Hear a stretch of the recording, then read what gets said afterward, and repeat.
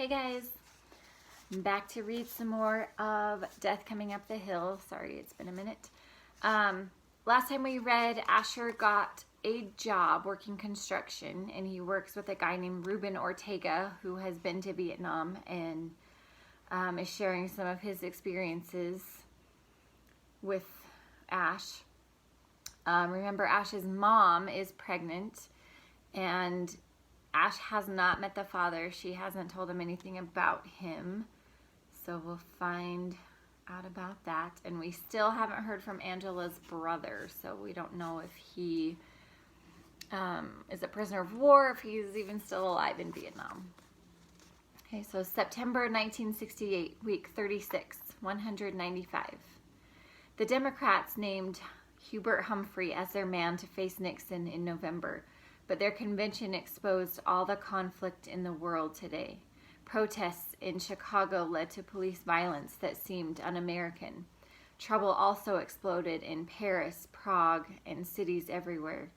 It wasn't just Vietnam. The world had gone nuts.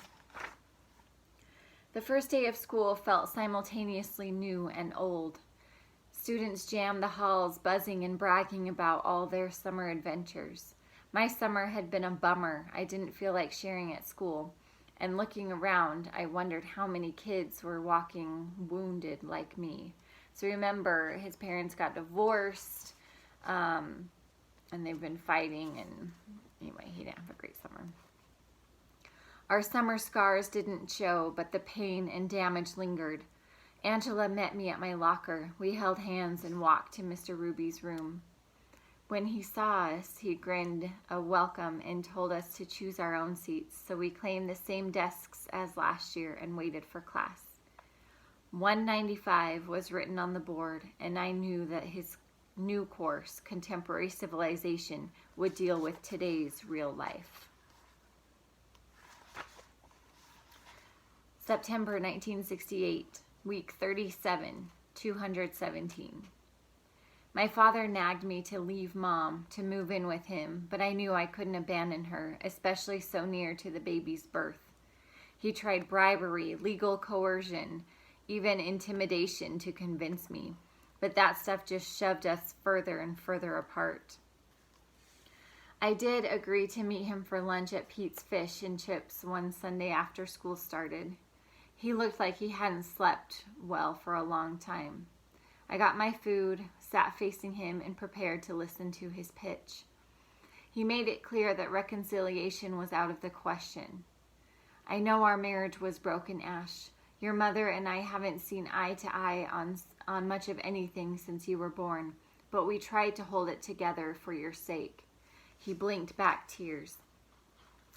But this betrayal is more than I can bear. She has shamed me and you and herself. And you have no idea at all how much this has wounded me. I'm going to fight for you, and I'm going to make her pay for what she has done. Ooh. She doesn't deserve either one of us anymore, and I'll spend my last dime to make sure that she and her bastard baby are completely cut off. She's made her bed. She can sleep in it. He leaned back and stared at me.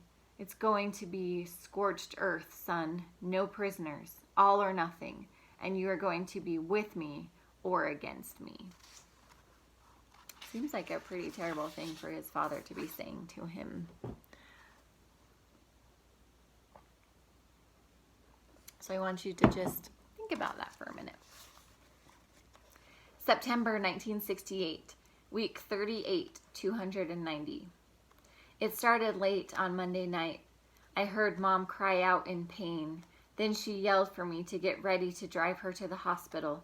She talked me through all this in advance, but something about it scared the hell out of me. I checked on her, then went to the garage, started the car, and battled the panic while I waited. When she got into the car, pain sparked off her, and she panted and sweated like she was going to melt. Should I call someone? I asked. She shook her head. It's better this way. He'll find out soon enough. Now hurry up, unless you want this baby to be born in the front seat. By the time we got to the emergency entrance, sweat soaked my t-shirt and my hands trembled like an old man's. They whisked Mom away, and I staggered to the waiting room to worry and wait. It was after midnight, so nothing was on TV.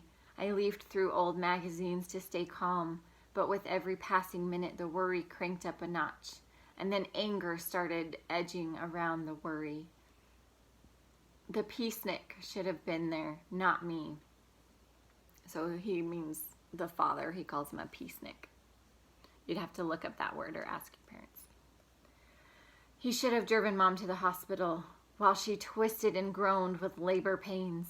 I stared at the clock. If I had known his name and number, I would have dropped a dime in the payphone and called him to demand that he come to fix this mess he started, to take responsibility for Mom and their new baby. But all I could do was sit and sulk and worry. Before long, a nurse walked in. Ash Douglas? I couldn't read her face.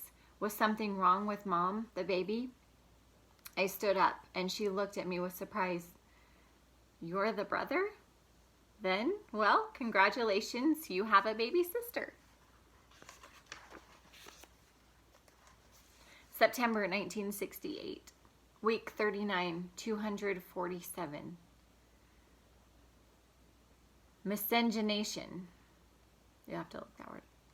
The topic of the day in Mr. Ruby's class. Arizona had only recently dropped its laws against interracial marriage, he said, but many states still clung to their old statuses. So remember, or statutes, sorry. Interracial marriages were illegal, well, until recently in this book. Okay, so they were illegal until, looks like 1968. Okay, but some states still clung to their old ways.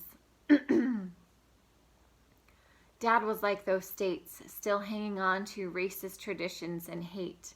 I slumped in my desk and shoved those thoughts out of my head.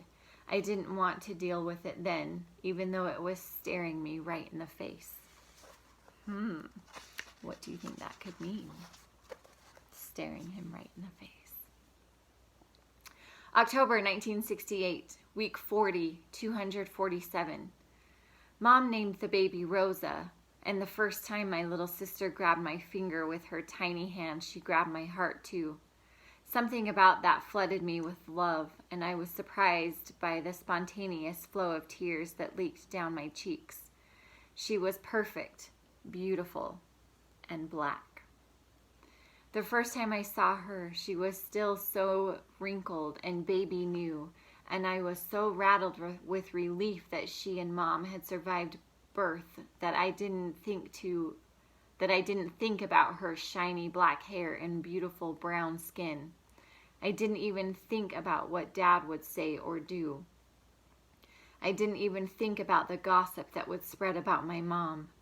Seeing my baby sister, my only thoughts were about how much I loved her, how I would always love her, and nothing anybody said or did, even Dad, could change how I felt about my precious sister.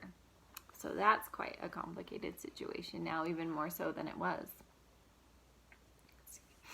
October 1968, week 41, 167.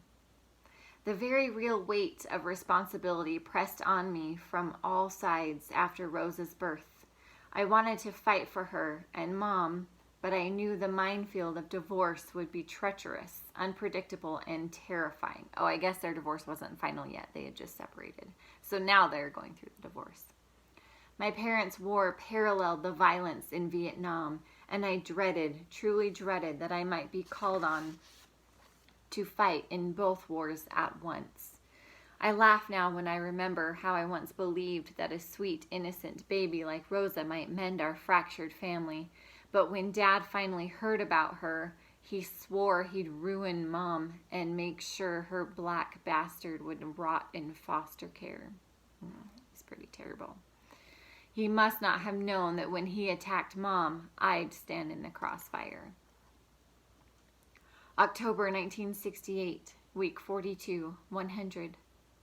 Thursday, Angela came over and we watched the Olympic highlights while we babysat Rosa for Mom.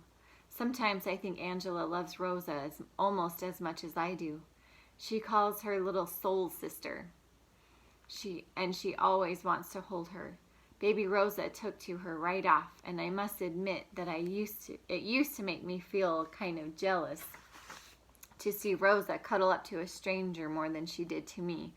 But Angela's glow burned off that jealousy pretty fast, and it wasn't long before I loved how happy my soul sisters looked with each other. It surprised no one that American sprinters Tommy Smith and John Carlos finished first and third in the 200-meter. What shocked and infuriated people was what they did at the nationally televised medal ceremony while the Star-Spangled Banner played. Both men lowered their heads and raised black-gloved fists in a bold black power salute. So that's something I want you to look up. That's a real thing that happened. And you'll have to research what it means. People booed and hissed, but the two men took the abuse in proud, stony silence. Next to me, Angela whispered, "Right on. You look at that little girl. Just look at what those two brothers are doing for you." So think about any stances that have been taken in your lifetime to prove demonstration or anything during the Star-Spangled Banner, and let me know what you come up with. All right, we'll finish for today. See you next time.